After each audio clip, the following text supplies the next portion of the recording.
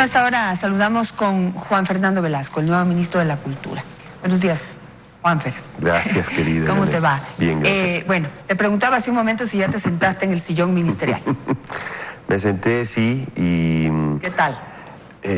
Creo que es una inmensa responsabilidad la que hemos asumido, pero la asumimos con gran ilusión, con mucho optimismo, con la confianza de que podemos generar un cambio a partir de toda esta experiencia que me han dado 30 años de estar en el mundo de la cultura como artista y como gestor y como empresario cultural.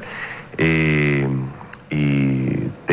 voy teniendo unos pequeños, grandes logros que me hacen sentir que vamos por buen camino.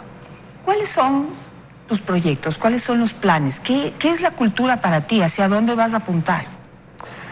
Bueno, el Ministerio de Cultura tiene una tarea, para muchos relegada, de asumir su rol como rector de la política cultural y de hacer política cultural en nuestro país, de garantizar los derechos de la ciudadanía en general al acceso a la cultura, a la difusión, a una cultura plurinacional, intercultural, diversa.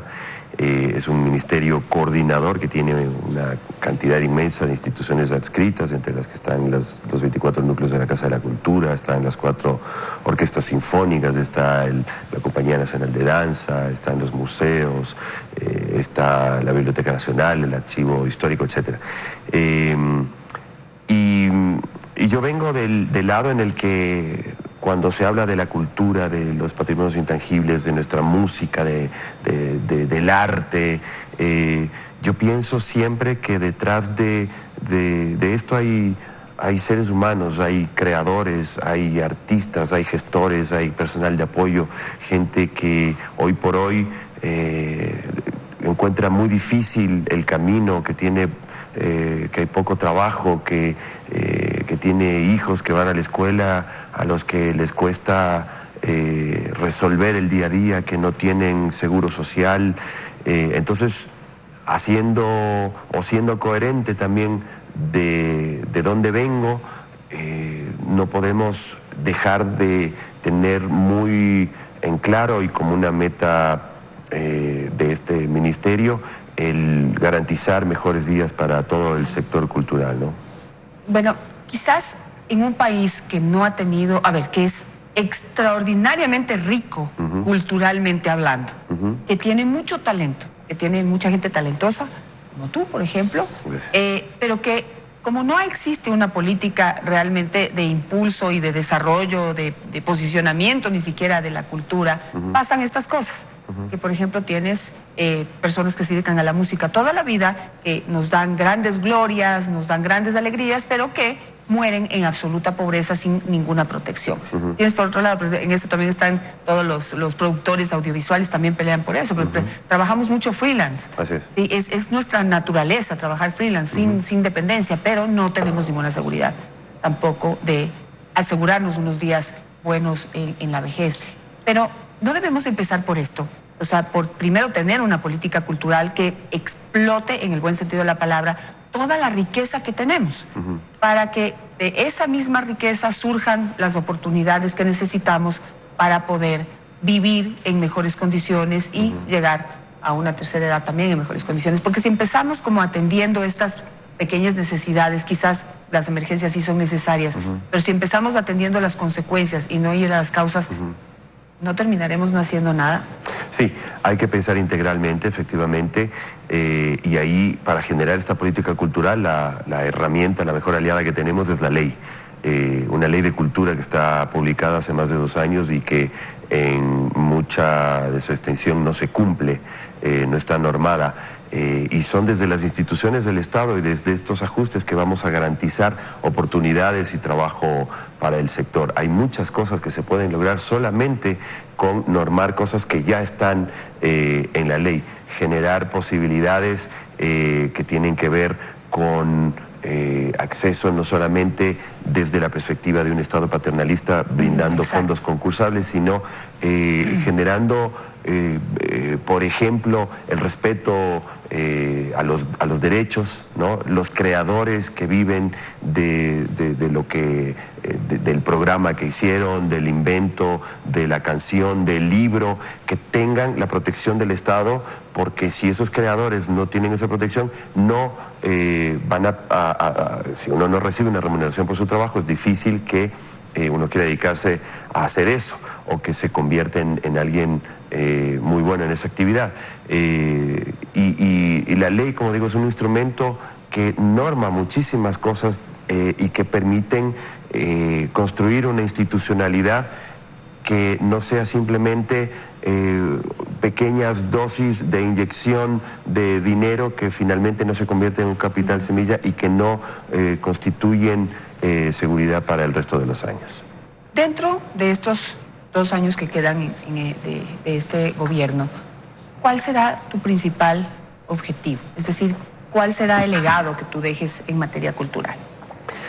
Bueno, vamos a trabajar por lograr que este ministerio funcione, que efectivamente haga rectoría en todo el Sistema Nacional de Cultura, que incluye no solamente todas estas instituciones que te he hablado, sino las secretarías de cultura de los GATS, por ejemplo, que son autónomos, pero que son parte del Sistema Nacional de Cultura, la Secretaría de Cultura de Presidencia, los festivales, es decir, que traspasemos nuevamente con los instrumentos legales necesarios lo que dice la Ley de Cultura, haciendo política cultural a todo el Sistema Nacional de Cultura.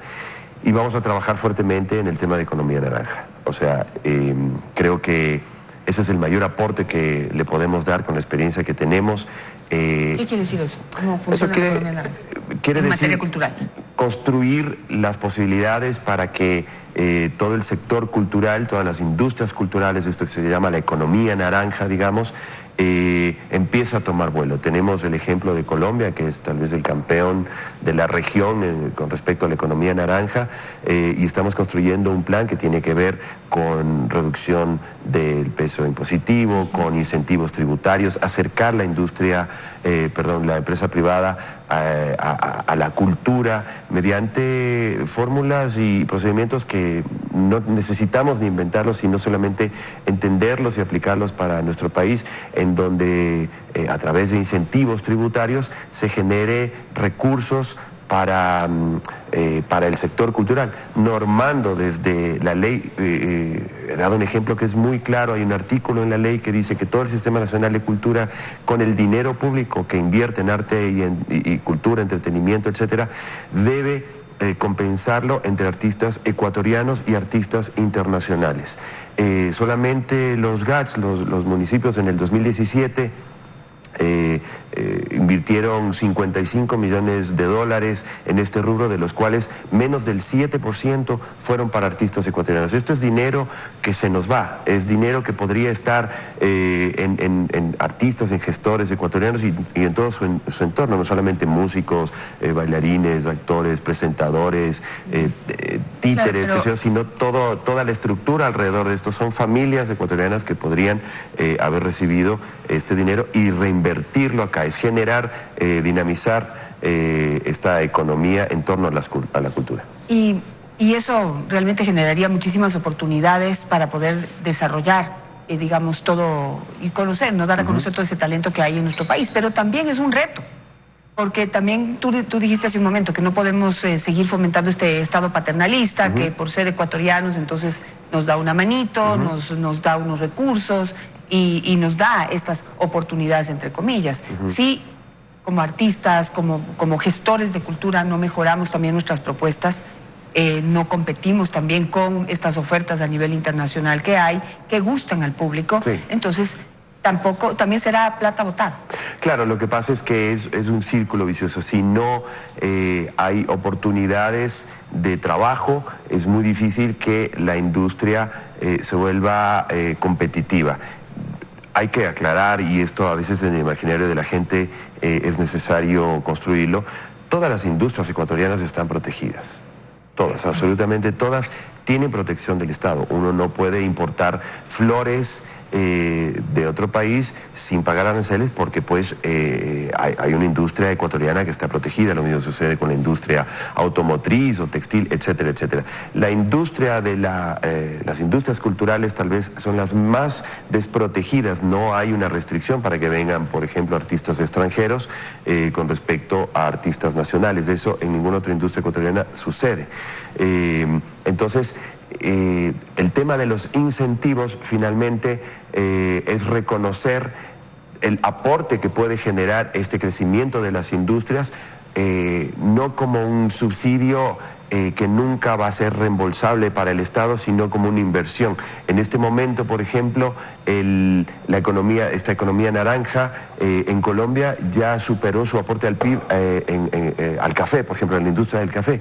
Este es un dato que no es menor y que nos indica cuánto puede generar esta industria naranja con un apuntalamiento desde las instituciones del Estado. Pero al revisar la historia colombiana, tenemos miles de artistas, por hablar, por ejemplo, de los cantantes, para hablar de algo que quizás tal vez tú puedas corregirme si me equivoco.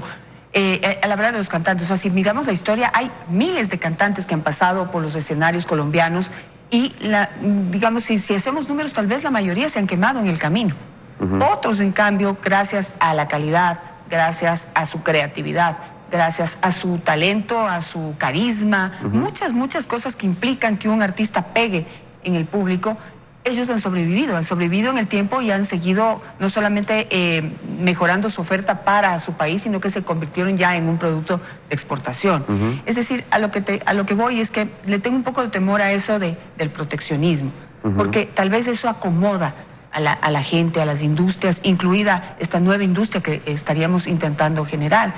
¿No es mejor la competencia? Porque la competencia sí en el camino va dejando mucha gente que quizás es muy querida hoy para nosotros, sí, pero genera oportunidades para nuevos talentos que pueden pues alcanzar el nivel que se necesita para tener que dejar de contratar al artista nacional, internacional, y preferir al nacional, como sucede hoy en Colombia. Sí, es un tema en donde tiene que haber un equilibrio.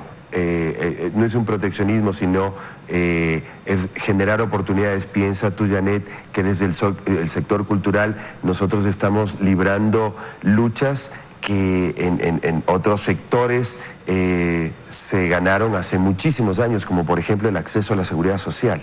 O sea, estamos muy por debajo de un nivel en el cual podríamos decir, bueno, empecemos a tener una actitud menos proteccionista. O sea, toda la industria cultural, digamos, está en cuestiones de derechos muy por debajo, en derechos autorales y conexos, o en derechos en general. Por ejemplo, Ecuador, el pago per cápita de un ecuatoriano por derechos está muy por debajo de los estándares que están en la región. Entonces, ante este desnivel es que nosotros sentimos que una industria naranja con incentivos tributarios para el sector privado, impulsando, estimulando esta inversión en las industrias culturales, puede funcionar. Y el caso que tú das en Colombia, efectivamente, Colombia está mucho más adelante, pero mantienen los incentivos tributarios y cada vez están